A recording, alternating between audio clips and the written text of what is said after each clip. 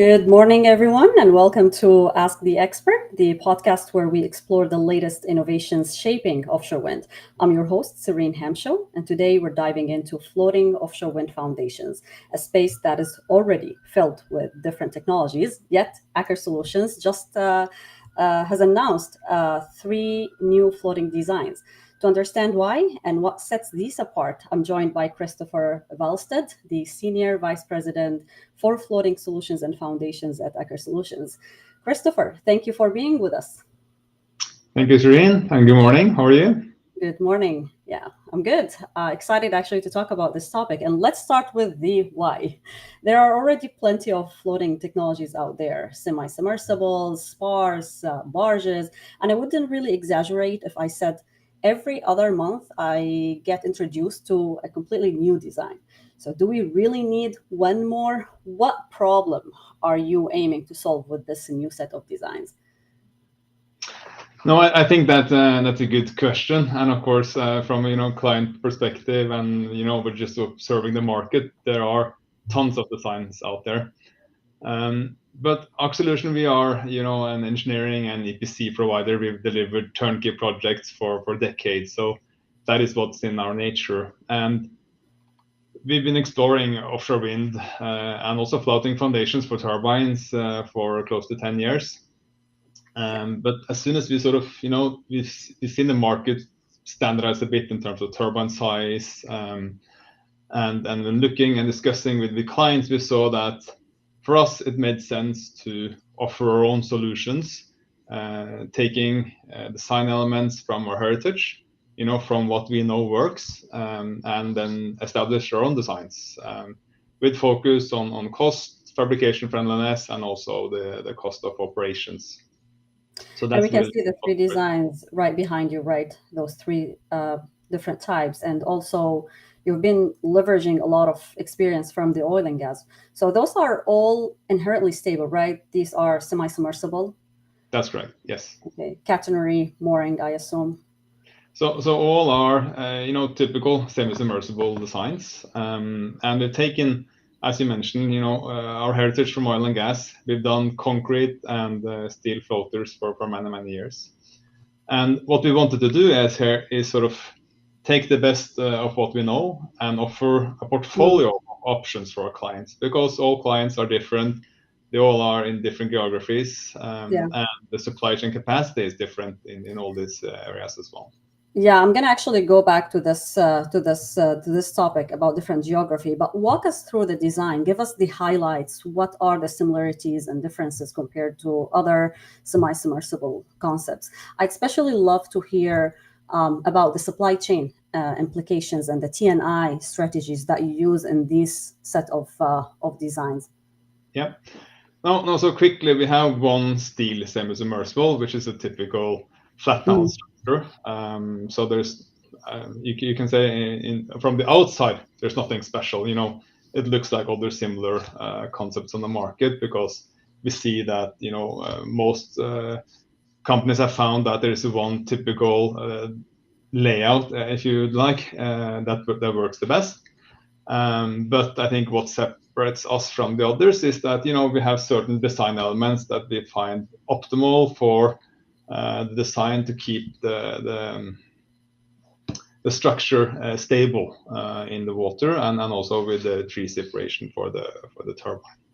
So that has been the main focus there. And what about the amount of, are you able to make some cost out, the amount of steel, or I'm just thinking, how are you cutting off some of the costs that are associated with the traditional? A very common question is, of course, give me the steel tonnage, tell me how heavy it is, But that, as I know some of the questions you will ask me today, it also depends on the turbine. It depends on the met-ocean data. It depends on the mooring solution. So there's many different factors that depends on that. Some clients also want 2 cranes or 2 boat landings. Some want 1. So all of those factors will impact the tonnage on the steel weight. And then there's also the internal structure. You have scantlings, you have all this internal structure on the pontoons and various elements of the floater that also adds steel weight. So there are many factors that will give you a final figure on the steel weight itself. They can be steel, they can be concrete, they can be hybrid, right? Or they're all hybrid? No, these are either concrete or steel. Of course, not taking into account the rebars on the concrete concepts. Yeah, because some of these, especially the one in the middle, looks familiar, but I think the two on the edges, you're adding more columns, right, of steel. So those are, I'd assume, about 5 different columns that makes the hexagonal design on the columns, yes, and then you have the upper and the lower pontoon who connect to one of the edges of the hexagonal columns. And the traditional mooring lines that are used for these 3 designs. Traditional mooring lines, and so you can, but that also depends on the client risk willingness, if you would like, and also metocean data, and especially water depth, as you know, depending on how many lines you need on each floater.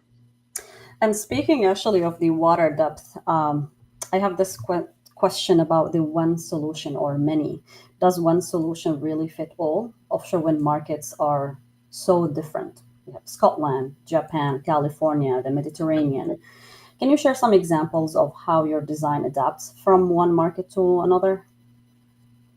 Yes, and that's also a good question. And for example, on these floaters, we've looked at a design that we are quite comfortable fits different markets.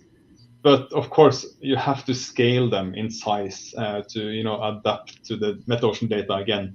So, for example, if we continue to discuss the steel floater, for example, we would then, of course, increase the height and the length of the pontoons, but the overall geometry would be the same. So the concept is the same, will not require any major changes in design, but it needs to be adapted to the specific project.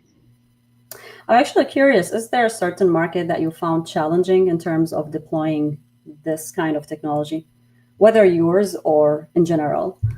In general, I think all projects will have different challenges based on supply chain, for example, but also in terms of those projects who are, just at the breaking point between bottom fixed and floating, because you will have very challenging mooring system solutions for those projects. Around 60-meter water depth, right? 60 will be very challenging, and of course, still if you're in 70, it's still challenging, but it's solvable. But you just have to find, how much does it cost? Is it feasible from a project economics perspective? You also, when you consider this project, we have Windstaller Alliance, which is partly owned by Aker Solutions and 𝗘𝗍𝗿𝗁 and Solstad. So we typically look at how we can deliver EPCI project, and the installation part of we consider relatively easy, but it's more overall logistics of where do you do prefabrication for steel, or where do you set up a site for doing construction of the hull when it comes to concrete. So it's really a massive and complex mega project we're talking about. It is. Floating offshore wind is a complex project, but also exciting. So thank you, Christoffer. It's exciting to see Aker Solutions adding new options into the floating wind space, especially with such a focus on scalability and market flexibility. And to our listeners, if you're interested in diving deeper into the technical, financial, and strategic aspects of floating offshore wind, we offer a dedicated floating offshore wind course this coming month with Aker Solutions at the Offshore Wind Academy. You can find details at offshorewind-academy.com. So thank you all for joining us on the Ask the Expert. We will be back soon with more insights from leaders driving offshore wind.